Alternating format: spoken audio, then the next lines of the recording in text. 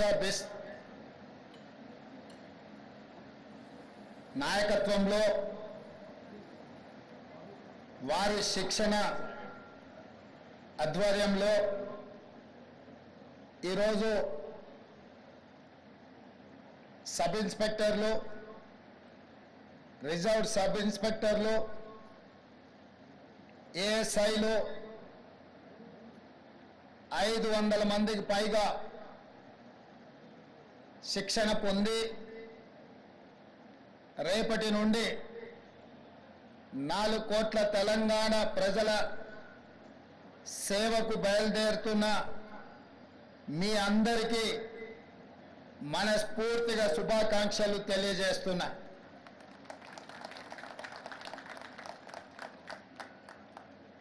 ఈరోజు ఈ సన్నివేశం మీతో పాటు నాకు కూడా ఒక మధుర జ్ఞాపకం. ఏ తెలంగాణ యువత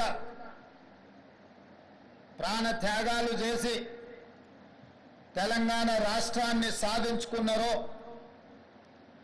ఆ సాధించుకున్న రాష్ట్రంలో లక్షలాది మంది నిరుద్యోగ యువకులు ఉద్యోగ ఉపాధి అవకాశాలు సాధించుకున్న రాష్ట్రంలో తమకు తప్పకుండా అవకాశాలు వస్తాయని భావిస్తున్న సందర్భంలో దాదాపుగా 9 సంవత్సరాలు అనుకున్న ఆకాంక్షలు నెరవేరక ప్రజలలో ముఖ్యంగా తెలంగాణ ఉద్యమకారులలో తెలంగాణ విద్యార్థులలో పెల్లుబికిన అసంతృప్తి డిసెంబర్ 3, 2023 నాడు ప్రజాపాలన తెలంగాణ రాష్ట్రంలో ఆవిర్భవించింది. ఆ ప్రజాపాలన ప్రజలకు అందుబాటులో ఉండి ప్రజల అవసరాలను తీరుస్తూ ప్రజల యొక్క ఆవేదన వింటూ ఆలోచనలు పంచుకుంటూ ఈ తెలంగాణ రాష్ట్రాన్ని పునర్నిర్మించుకోవాలన్న ఆలోచనతోటి ప్రభుత్వం ఏర్పాటు చేసిన 90 రోజులలో 30,000 పైచిలకు నిరుద్యోగ యువకులకు ఉద్యోగ అవకాశాలు ఏ ప్రాంగణంలో అయితే మేము ప్రమాణ స్వీకారం చేసినామో అదే ఎల్బీ స్టేడియం ప్రాంగణంలో 30,000 మంది తెలంగాణ నిరుద్యోగ యువకులకు ఉద్యోగ పత్రాలు అందించి మీరెన్నుకున్న ప్రభుత్వం మీ సేవలో నిమగ్నమై ఉంటుంది అని చెప్పి మీకందరికీ విశ్వాసం కల్పించే ప్రయత్నం చేసినాం. ఇదే కాదు, ఈ 30,000 ఉద్యోగ నియామకాల పత్రాలు అందించడమే కాకుండా గ్రూప్ 1 కావచ్చు, గ్రూప్ 2 కావచ్చు, గ్రూప్ 3 కావచ్చు, డిఎస్సి కావచ్చు, పారామెడికల్ సిబ్బంది కావచ్చు, ఇంకొక 35,000 ఉద్యోగ నోటిఫికేషన్లు ఇచ్చి ఈ సంవత్సరం పూర్తయ్యే లోపల వాళ్ళందరూ కూడా నిరుద్యోగ సమస్య తీర్చి ఉద్యోగ నియామక పత్రాలు ఇవ్వాలి అని ప్రజాపాలన మా ప్రభుత్వం తీవ్రంగా కృషి చేస్తుంది. ఒకనాడు తెలంగాణ పబ్లిక్ సర్వీస్ కమిషన్ అంటే ప్రశ్నాపత్రాలు పరీక్షా కేంద్రాలలో ఉండకుండా జిరాక్స్ సెంటర్లలో ఎక్కడ పడితే అక్కడ విచ్చలవిడిగా అమ్ముకుంటుంటే పరీక్షలు రాసిన లక్షలాది మంది నిరుద్యోగ యువకులు ఆందోళనకు గురై ఆందోళన బాట పడుతున్న సందర్భంలో తెలంగాణ పబ్లిక్ సర్వీస్ కమిషన్ని సంపూర్ణంగా ప్రక్షాళన చేసి ఎలాంటి అనుమానాలకు ఎలాంటి తప్పిదాలకు అవకాశం లేకుండా పబ్లిక్ సర్వీస్ కమిషన్ని కొత్తగా నియమించి ఆ నియామకాల ద్వారా నిరుద్యోగ యువకులకు ఉద్యోగ నియామకాలు అందించాలన్న ఆలోచన మా ప్రభుత్వం చేస్తున్నది. అందుకే ఈరోజు పబ్లిక్ సర్వీస్ కమిషన్ నిర్వహిస్తున్న ఏ పరీక్షల మీద లక్షలాది మంది నిరుద్యోగ యువకులకు ఎలాంటి అనుమానాలు లేవు. గత 9 సంవత్సరాలు ఉద్యోగ నియామకాల కోసం నోటిఫికేషన్లు ఇవ్వమని కదం దొక్కిన విద్యార్థులు ఈనాడు మన ప్రభుత్వం వెంటనే ఇస్తున్న ఉద్యోగ నోటిఫికేషన్లను మళ్ళీ కొంతకాలం వాయిదా ఇవ్వండి, అన్ని నోటిఫికేషన్లు ఒకేసారి వస్తే మేము పరీక్షలు రాయడం కష్టమవుతుంది, మాకు అన్ని పరీక్షలు హాజరు కావాలి, ఒక దాంట్లో కాకపోతే ఇంకొక దాంట్లో అయినా మాకు ఉద్యోగ అవకాశాలు వస్తాయి అని చెప్పి వాళ్ళందరూ మా ప్రభుత్వానికి విజ్ఞప్తి చేసింది. అందుకే గ్రూప్ 2 పరీక్షల్ని వాయిదా వేసి మీకు అనుకూలమైన నిర్ణయం తీసుకోవడం జరిగింది.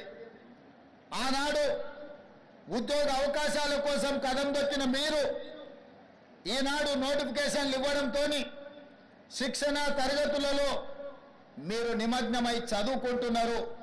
అందుకే ఈరోజు తెలంగాణలో నిరుద్యోగ యువకులు ఉత్సాహంతో ఈ ప్రభుత్వం మాకు ఉద్యోగాలు ఇస్తుందన్న ఆలోచనతోని పరీక్షలకు తయారవుతున్నారు. ఈ నేపథ్యంలో తెలంగాణ రాష్ట్రం నూతనంగా ఏర్పడ్డ రాష్ట్రం అభివృద్ధే కాదు, కొన్ని అవలక్షణాలను వ్యసనాలకు బానిసలైన కొంతమంది వ్యక్తులు స్వార్థ ప్రయోజనం కోసం తెలంగాణలో డ్రగ్స్ కానీ గంజాయి కానీ సైబర్ క్రైమ్ నేరాలకు కొంతమంది పాల్పడుతున్నారు. ఇట్లాంటి ప్రత్యేకమైన సందర్భంలో దాదాపుగా 540కి పైగా ఎస్ఐలు ఏఎస్ఐలు ఈరోజు తెలంగాణ సమాజానికి సేవలు అందించడానికి మీరు ముందుకు వస్తున్నారు. అందుకే ఈరోజు మీ పరేడ్ చూసిన ముఖ్యంగా పల్లి భాగ్యశ్రీ మీ పరేడ్ కమాండర్గా ఈరోజు ప్రదర్శించిన నైపుణ్యం మీ అందరిని చూసిన తర్వాత నాకు సంపూర్ణమైన విశ్వాసం కలిగింది.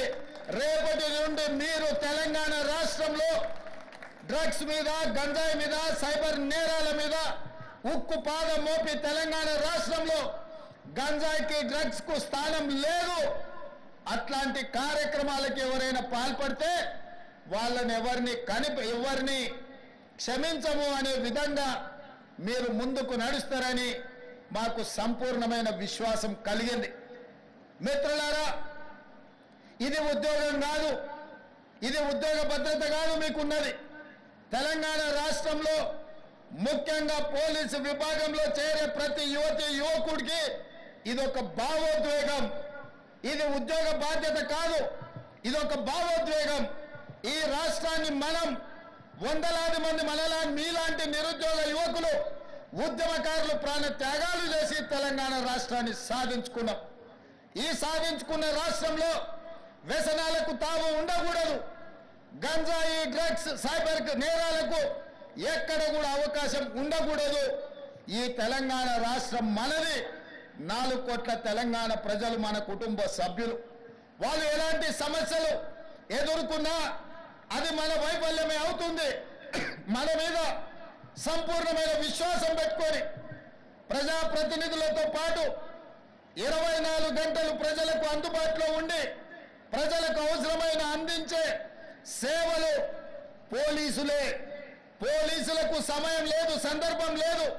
ఏ సమస్య వచ్చినా, వరదలు వచ్చినా, కరువు వచ్చినా, లేకపోతే భూకంపాలు వచ్చినా, శాంతి భద్రతల సమస్యలు వచ్చినా, లేదా మత కలహాలు వచ్చినా, ఆర్థికపరమైన నేరాలు జరిగినా, ఏది జరిగినా ముందు బాగానే ఉండి ఆ సమస్యల మీద పోరాటం చేసేది పోలీసు సిబ్బంది, పోలీసు విభాగం.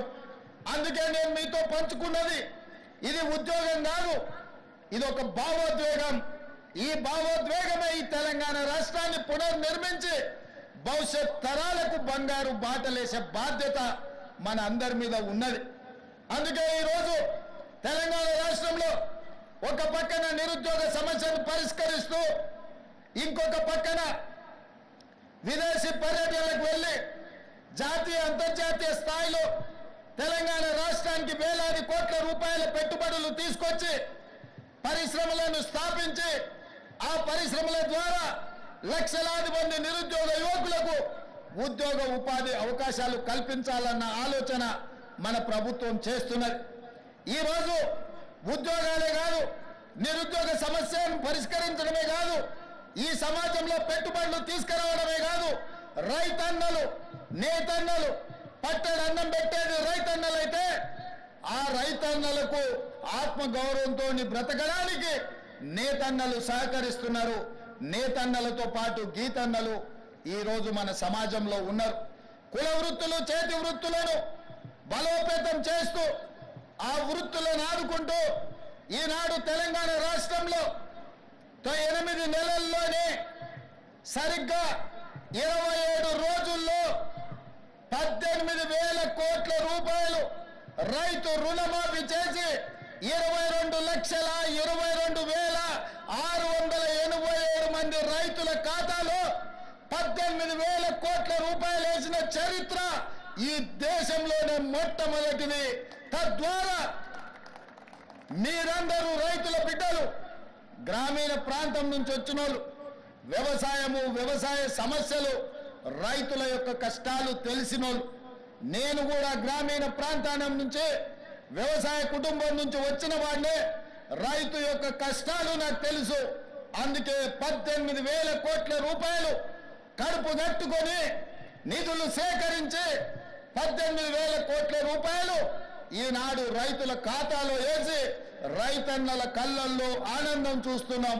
వ్యవసాయం దండగ కాదు, వ్యవసాయం పండుగని నిరూపించి ఈనాడు తెలంగాణ రాష్ట్రంలో రైతుల ఆత్మగౌరవంతో తలెత్తుకునే విధంగా రాష్ట్ర ప్రభుత్వం నిర్ణయాలు తీసుకుంటున్నది. ఇవాళ ఈ తెలంగాణ రాష్ట్రం పచ్చగా ఉండాలన్నా, పసిడి పంటలు పండాలన్నా ప్రాజెక్టులతో పాటు చెరువులను కుంటలను కాపాడుకునే బాధ్యత మన మీద ఉన్నది.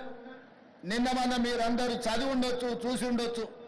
రేవంత్ రెడ్డి గారికి ఏమొచ్చిందయ్యా, హైడ్రా పేరు మీద మీ చెరువుల్లో విలాసవంతమైన విల్లాలు కట్టుకుంటే ఆయన నేల గూలుస్తున్నాడు అని. నేను ఒక్క మాట అడగదలుచుకునే వేదిక మీద నుంచి తెలంగాణ ప్రజల్ని, ముఖ్యంగా హైదరాబాద్ నగర వాసులని, 1908లో ఈ మహానగరం మీద వరదలు ఉప్పెనై కమ్మేస్తే వేలాది మంది ప్రాణాలు కోల్పోతే ఆనాటి నిజాం సర్కార్ మోక్షగుండం విశ్వేశ్వరయ్యను ఆర్కిటెక్ట్ గా నియమించి 100 కోట్ల రూపాయల నాడు ఖర్చు పెట్టి ఉస్మాన్ సాగర్, హిమాయత్ సాగర్ ను నిర్మించిండ్రు. అనంతగిరి కొండల నుంచి వచ్చే వరదల్ని నిలువరించిన నీళ్లను ఈ మహానగరానికి తాగునీటి వసతులుగా ఏర్పాటు చేసింది. ఒకనాడు ఎక్కడి నుంచి హైదరాబాద్ నగరానికి తాగునీళ్ళు వచ్చేది కాదు. ఉస్మాన్ సాగర్, హిమాయత్ సాగర్ నుంచే లక్షలాది మంది హైదరాబాద్ బిడ్డలకు తాగడానికి నీళ్లు ఇచ్చారు. హైదరాబాద్ దాహార్తిని తీర్చిన ప్రాజెక్టులు గండిపేట, హిమాయత్ సాగర్. ఇలాంటి ప్రాజెక్టుల చుట్టూతా బాగా సంపాదించుకున్న వాళ్ళు, ఆగర్భ శ్రీమంతులు ఫామ్ హౌజులు కట్టుకున్నారు. వాళ్ళు ఫామ్ హౌజులు కట్టుకుంటే మనకు అభ్యంతరం లేదు, వాళ్ళు సంతోషంగా ఉండడమే మనకు కావాల్సింది. కానీ ఆ ఫామ్ హౌజులలో ఉన్న డ్రైనేజ్ కనెక్షన్ లేదు. వాళ్ళ డ్రైనేజ్ తీసుకొచ్చి గండిపేట నీళ్ళలో కలిపిండ్రు. వాళ్ళు వాడిన డ్రైనేజ్ నీళ్లు గండిపేట నీళ్ళలో కలిస్తే ఆ నీళ్లు తాగడానికి నగరానికి ఇస్తున్నాం. నేను అడుగుతున్న మిత్రులారా, ఇవాళ మీరు చెప్పండి, ఎవరో బలిసినోడు కట్టుకున్న ఫామ్ హౌస్ డ్రైనేజ్ నీళ్లు గండిపేట తాగు నీళ్ళలో కలుస్తుంటే ఆ నీళ్ళని నగర ప్రజలకు తాగడానికి ఇస్తే ముఖ్యమంత్రిగా నేను వైఫల్యం చెందినట్టు కాదా? ఒక్కసారి ఆలోచన చెయ్యండి. భవిష్యత్ తరాలకు అందించాల్సిన బాధ్యత చెరువులు, కుంటలు, నాలాలను ఎవరెవరో ఆక్రమించుకుంటే వాళ్ళ ఆక్రమణలో చెరబడితే ఇవాళ నగరం మీద ఉప్పెనై వరదలు వస్తున్నాయి. ఆ వరదలు ఎక్కడికి వెళ్తున్నాయి? బస్తీలో ఉన్న పేదోళ్ళ ఇళ్లకు పోతున్నాయి. పేదోళ్ళు జీవితకాలం కష్టపడి సంపాదించుకున్న ఫ్రిడ్జ్, టీవీ, మంచము, బట్టలు, కట్టుకున్న బట్టలతో సహా అర్ధరాత్రి పూట వాళ్ళ ఇళ్లకు నీళ్లు వస్తే తడిసి ముద్దయి అనాథలాక రోడ్డు మీద నిలబడాల్సిన పరిస్థితులు వచ్చినాయి. మున్నేరు వాగు పక్కన ఖమ్మంలో అయినా, వరంగల్ జిల్లాలో అయినా, హైదరాబాద్ నగరంలో అయినా, కృష్ణానది ఒడ్డున మునిగే ప్రాంతాలైనా దుర్మార్గులు ఆక్రమించుకున్న చెరువుల వల్లనే ఇవాళ వరదలు వస్తున్నాయి. అందుకే హైడ్రాను ప్రారంభించడం. హైడ్రా స్పెషల్ టాస్కే ఈ చెరువులను ఆక్రమించిన వాళ్ళను చెరబట్టాలని, చెరబట్టిన వాళ్ళ నుంచి విడిపించాలని, అలాంటి వాళ్ళను అవసరమైతే చెరసాలకు తోలాలనేది నా ప్రభుత్వ విధానం. అందులో ఎంత గొప్ప వ్యక్తులున్నా, ఎంత మహామహులున్నా వాళ్ళు చెరువులను వదలక తప్పదు. అందుకే ఈ వేదిక మీద నుంచి గొప్ప వ్యక్తులకు నేను విజ్ఞప్తి చేస్తున్నా, అయ్యా ఆక్రమించుకున్న చెరువులను మీరే వదలండి, గౌరవంగా పక్కకు తప్పుకోండి, నీటిపారుదల శాఖకు అప్పగించండి, మీకేం కావాలనో పోయి దూరంగా కట్టుకోండి. లేకపోతే ఉన్న పలంగా నేల మట్టం కూలుతాయి, కూలగొట్టే బాధ్యత నేను తీసుకుంటా. ఇవాళ ఎఫ్టీఎల్లో కానీ, బఫర్ జోన్లో కానీ, నాలాలలో అక్రమంగా నిర్మాణాలు ఏవైతే ఉన్నాయో వాటన్నిటినీ నిరభ్యంతరంగా మేము తొలగిస్తాం. మీరు ఎక్కడికి వెళ్ళినా, మీరు తాత్కాలికంగా కోర్టుల నుంచి ఏమన్నా తెచ్చుకున్నా న్యాయస్థానాలలో కూడా కొట్లాడి ఆ స్కేలను వెకేట్ చేయించి మీరు ఆక్రమణలు తొలగిస్తాం. ఇదే కాదు, ఇవాళ మూసి ఒకప్పుడు అనంతగిరి నుంచి వచ్చే కృష్ణానది జలాలకు ఒక ఆలవాలం, కానీ ఇవాళ కాలుష్యం అయిపోయింది. ఇవాళ మన బతుకులను చిందరవందర చేస్తున్నాయి. నల్గొండ జిల్లా రైతులు ఇవాళ ఏడుస్తున్నారు. హైదరాబాదు నగరంలో నుంచి వచ్చిన కాలుష్యం నల్గొండ ప్రజలకు చేరుతుంది. అక్కడ పంటలు కూడా విషమయమైపోయినాయి. మా కోమటిరెడ్డి వెంకటరెడ్డి గారు పదే పదే నా దృష్టికి తీసుకొచ్చి నల్గొండకు వస్తున్న కాలుష్యాన్ని నియంత్రించండి, మూసిని ప్రక్షాళన చెయ్యండి అని. అందుకే కేంద్ర ప్రభుత్వ సహకారంతో మూసి ఆక్రమణలు తొలగించి మూసిని ప్రక్షాళన చేసి ఒక అద్భుతమైన మూసి రివర్ డెవలప్మెంట్ ఫ్రంట్ ను అభివృద్ధి చేసి పేదవాళ్ళకు అక్కడ వ్యాపారాలు చేసుకోవడానికి అవసరమైన అవకాశాలు కల్పిస్తాం. మరి ఇవాళ మూసి పరివాహక ప్రాంతంలో పేదలు ఆక్రమించుకొని ఉన్నారు. జిల్లాల నుంచి వచ్చి ఇల్లు కట్టుకొని ఉన్నారు. రూపాయి కూడబెట్టి గుడిసెలేసుకొని బ్రతుకుతున్నారు. వాళ్ళ పట్ల మానవత్వంతో వ్యవహరిస్తుంది ప్రభుత్వం. మూసి నాలలో ఉన్న శాశ్వత నివాసదారులు ఎవరైతే ఉన్నారో వాళ్ళందరికీ డబుల్ బెడ్రూమ్ ఇల్లు ఇచ్చే బాధ్యత ఈ రాష్ట్ర ప్రభుత్వం తీసుకుంటుంది. దాదాపుగా 11,000 మంది అక్కడ ఇల్లు ఉన్నాయి. ప్రతి వాడికి 11 కాదు, అవసరమైతే 12,000 మంది అయినా ప్రతి వాడికి డబుల్ బెడ్రూమ్ ఇల్లు ఇచ్చి వాళ్ళని ఆత్మగౌరవంతో బ్రతకటట్టు ఈ ప్రభుత్వం పునరావాసం కల్పిస్తుంది. అట్లాంటి కార్యక్రమాలలో ఇవాళ శిక్షణ పొందిన ఈ ఎస్ఐలు ప్రజల సహకారం కోసం మీరు బాధ్యత తీసుకోవాలి. అదేవిధంగా ఎక్కడైతే ఆక్రమించుకున్నారో మూసీలు, ఎఫ్టీఏలు, బఫర్ జోన్, నాలాలో ఉన్న వాళ్ళు తొలగించండి. ప్రభుత్వ భూముల్లో లేకపోతే ప్రైవేట్ భూముల్లో అనుమతి లేకుండా కట్టుకున్న వాళ్ళని ఏదైనా రెగ్యులరైజ్ చేయడానికి స్కీమ్ ఉంది. కానీ ఎఫ్టీఎల్, బఫర్ జోన్, నాలాల వాటికి రెగ్యులరైజేషన్ స్కీమ్ లేదు. ఇవాళ కాకపోతే రేపైనా వాటిని తప్పకుండా తొలగిస్తాం. వాళ్ళ పట్ల కఠినంగా వ్యవహరిస్తాం. మీ అందరికీ నా విజ్ఞప్తి ఒక్కటే, రేపటి నుండి ప్రజల దగ్గరికి వెళ్తున్నారు. తెలంగాణ ప్రజలకు విశ్వాసం, నమ్మకం కలిగించండి. మన రాష్ట్రంలో గంజాయి మాట ఎత్తాలన్నా, డ్రగ్స్ గురించి ఆలోచన చేయాలన్నా, సైబర్ నేరాలను నియంత్రించాలన్నా, చెరువులు, నాలాలు చెరబట్టిన వాళ్లను మోకాళ్ళలో వణుకు పుట్టాలి, వెన్నులో చలి జ్వరము రావాలి. ఆ విధంగా మీరు ఈ తెలంగాణ సమాజానికి సేవలు చేయవలసిన అవసరం ఉన్నది. నేను మిమ్మల్ని అడుగుతున్న ఒకే ఒక్క మాట, మీరు ఈ బాధ్యత తీసుకోండి. ఇది మన తెలంగాణ. మన తెలంగాణను రక్షించుకునే బాధ్యత మన మీద ఉన్నది. నేను వేరు, మీరు వేరు కాదు. వాళ్ళు నేరగాళ్ళు. ఆ నేరగాళ్లను పట్టుకొని అడ్డు తొలగించే బాధ్యత మీది, నాది. ఈ వేదిక మీద ఉన్న పెద్ద అధికారులది. పెద్ద అధికారులు మేము ఆదేశాలు ఇస్తాం, కింద అమలు చేయాల్సిన బాధ్యత మాత్రం మీదే. అందుకే ఈనాడు ట్రైనింగ్ నుంచి శిక్షణ పొంది 9-10 నెలలు శిక్షణ పొందిన మీరందరూ తెలంగాణ సమాజానికి సేవలు అందించబోతున్నారు. తెలంగాణ ప్రజలకు విశ్వాసం కల్పించండి. ఇది ఉద్యోగం కాదు, ఇది భావోద్వేగం. ఈ తెలంగాణను కాపాడుకుంటాం. ఈ తెలంగాణను కాపాడడానికే మేము ఈ కాకి డ్రెస్సును ధరించినమని వాళ్ళకు విశ్వాసం కల్పించండి. ఇదే కాకుండా చివరగా నేను కొత్తగూడ శ్రీనివాస్ రెడ్డి గారికి గతంలో చెప్పిన విజిలెంట్ అండ్ ఎన్ఫోర్స్మెంట్ డైరెక్టర్గా ఈరోజు వారు బాధ్యత ఉన్నారు. ఎట్లయితే సైన్యంలో పనిచేసే సైనికులకు సైనిక్ స్కూల్ ఉందో తెలంగాణ రాష్ట్రంలో పోలీస్ డిపార్ట్మెంట్లో పనిచేస్తున్న హోంగార్డు నుంచి డీజీపీ వరకు సైనికులకు ఎట్లయితే సైనిక్ స్కూల్ ఉందో పోలీసులకు కూడా ప్రత్యేకంగా ఒక రెసిడెన్షియల్ పోలీస్ స్కూల్ మొదలుపెట్టి 50 ఎకరాలల్లా అద్భుతంగా ఈ దేశంలోనే అత్యంత నాణ్యమైన విద్యను అందించే బాధ్యత తెలంగాణ రాష్ట్ర ప్రభుత్వం తీసుకుంటుంది. ఒకటి హైదరాబాద్లో ఈ పక్కనే గ్రేహాండ్స్ ఉన్నది. నిన్న మన భూ కబ్జాదారులు 150 ఎకరాలు ఆక్రమించుకోవాలని ఆలోచన చేసిండ్రు.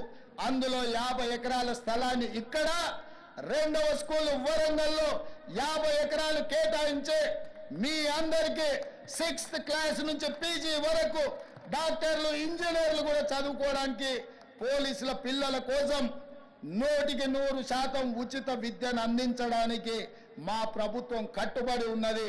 పోలీసు కుటుంబం నుంచి వచ్చిన నేను పోలీసుల బాధలు తెలుసు. వాళ్ళ పిల్లల విద్య విషయంలో నాకు సంపూర్ణమైన అవగాహన ఉన్నది. అందుకే ఈనాడు ఈ వేదిక మీద నుంచి డీజీపీ గారికి నేను ఆదేశాలు ఇస్తున్నా. ఈ కార్యక్రమం తర్వాత శ్రీనివాస్ రెడ్డి గారిని పిలిచి మాట్లాడి పోలీస్ స్కూల్ ఏర్పాటు చేయడానికి అవసరమైన ఫైల్ ప్రిపేర్ చేయండి. 50 ఎకరాల స్థలాన్ని కేటాయించడానికి అవసరమైన చర్యలన్నీ తీసుకోండి. రాబోయే 2 ఏళ్లలో ఇక్కడ పోలీస్ స్కూల్ ఉండాలి. హోంగార్డు నుంచి డీజీపీ వరకు ఏ హోదా అయినా మీ పిల్లలు చదువుకోవాలంటే అందరూ ఒకే దగ్గర చదువుకోవాలి, ఒకే దగ్గర ఉండాలి, ఒకే దగ్గర తినాలి, ఒకే దగ్గర పడుకోవాలి. అప్పుడే ఈ అంతరాలు తగ్గుతాయి. మీ పిల్లలు సుశిక్షితులైన భారతీయులుగా మారుతారు. అందుకే మిత్రులారా, పోలీసుల యోగక్షేమాలు, పోలీసుల యొక్క సమస్యల్ని తీర్చే బాధ్యత నాది. మీరు నిశ్చింతగా ఉండండి. డిపార్ట్మెంట్లో ఉన్న ప్రతి సమస్యను ఒక్కొక్కటిగా పరిష్కరించి మీకు ఒక మంచి గౌరవాన్ని పెంచే విధంగా, మీ సమస్యల్ని పరిష్కరించే విధంగా ఈ ప్రభుత్వం పనిచేస్తుంది. మీరు తెలంగాణ సమాజానికి నాణ్యమైన సేవలు అందించండి. పోలీసు గౌరవాన్ని పెంచండి. పోలీస్ అంటే సమాజంలో చేతులెత్తి నమస్కరించే విధంగా మన వ్యవహార శైలి ఉండాలి, మన నిర్ణయాలు ఉండాలి. మధ్యలో అక్కడక్కడ టీవీలలో సినిమాలలో చెప్తుంటారు ఫ్రెండ్లీ పోలీసింగ్ ఉండాలని. నేను కూడా ఒప్పుకుంటా ఫ్రెండ్లీ పోలీసింగ్ ఉండాలని. ఫ్రెండ్లీ పోలీసింగ్ ఎవరితోని? క్రిమినల్స్తో ఫ్రెండ్లీ పోలీసింగ్ కాదు. బాధితులతోని, సమస్యల మీద కష్టాల కన్నీళ్లతో పోలీస్ స్టేషన్లకు వచ్చిన వాళ్ళతోని ఫ్రెండ్లీ పోలీసింగ్ ఉండాలి తప్ప క్రిమినల్స్ తోని కాదు. క్రిమినల్స్ పట్ల కఠినంగా వ్యవహరించండి, బాధితుల పట్ల కారుణ్యంతో వ్యవహరించండి. కాస్మెటిక్ పోలీసింగ్ కాదు, కాంక్రీట్ పోలీసింగ్ ని చేయండి. కాస్మెటిక్ పోలీసింగ్ తోని సమస్యలు పరిష్కారం కావు. కాంక్రీట్ పోలీసింగ్ చేయండి. శాంతి భద్రతలను కాపాడండి. శాంతి భద్రతలు ఉన్నప్పుడే ఈ రాష్ట్రంలో పెట్టుబడులు వస్తాయి. పెట్టుబడులు వస్తేనే నిరుద్యోగ యువతి యువకులకు ఉద్యోగ ఉపాధి అవకాశాలు వస్తాయి. తెలంగాణ రాష్ట్రమే ఈ దేశానికి ఒక మోడల్గా కావాలి. నిన్న సైబర్ నేరాలలో దేశంలోనే ఒక ఆదర్శంగా తెలంగాణ రాష్ట్రం ఉందని కేంద్ర హోంశాఖ మంత్రి అమిత్ షా గారు తెలంగాణ రాష్ట్రానికి రివార్డు ఇవ్వడం జరిగింది. ఆ శాఖను కూడా మనస్ఫూర్తిగా అభినందిస్తూ ఇంత మంచి కార్యక్రమాన్ని ఏర్పాటు చేసి ఇందులో మిమ్మల్ని అందరినీ కలుసుకొని రేపటి భవిష్యత్తు గురించి చర్చించుకోవడానికి అవకాశం కల్పించిన ప్రతి ఒక్క సిబ్బందికి, ఈ కార్యక్రమంలో పాల్గొన్న ప్రజాప్రతినిధులు, స్థానిక ఎంపీ విశ్వేశ్వరరెడ్డి గారు, ఎమ్మెల్సీ మహేందర్ రెడ్డి గారు, అదేవిధంగా స్థానిక ఎమ్మెల్యే ప్రకాష్ గౌడ్ గారు, అదేవిధంగా డీజీపీ గారు, ఇతర ప్రజాప్రతినిధులు, ఈరోజు పాసింగ్ అవుట్ పరేడ్ చేస్తున్న ఈ సిబ్బంది యొక్క తల్లిదండ్రులు, వాళ్ళ కుటుంబ సభ్యులు వచ్చిన వాళ్ళందరికీ మనస్ఫూర్తిగా శుభాకాంక్షలు తెలియజేస్తూ మీ అందరి దగ్గర సెలవు తీసుకుంటున్న మిత్రులారా, ధన్యవాదాలు. Thank you sir, thank you very much. మనందరిలో కొత్త ఉత్తేజాన్ని, ఒక గొప్ప విజన్ ని ఏర్పాటు చేసిన గౌరవ